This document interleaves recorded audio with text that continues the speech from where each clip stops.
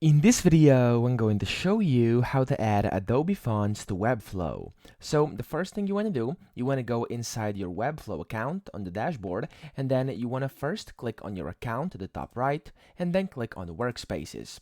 Now select your workspace and click on those three dots next to its name, and then click on View Settings. Here, you want to go to Apps and Integrations on the left and click on Manage. And here you'll see it says Adobe Fonts, and then you will have to enter in your API token.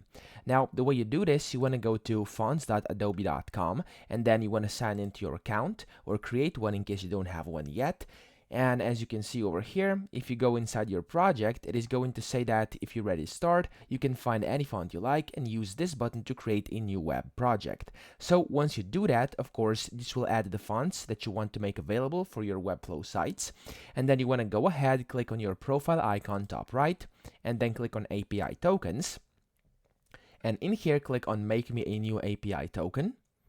Then you will see this API token. You want to just hover over it and you want to copy it, go back inside Webflow, paste it over here, and then make sure it doesn't have this spacebar at the end. So if it is, just delete it, and then you can click on Save over here. And as you can see, the integrations will be updated, and you've successfully basically connected and added Adobe Fonts to Webflow. So that's pretty much it. I hope this video helped you out. If it did, please subscribe to the channel and help me out as well.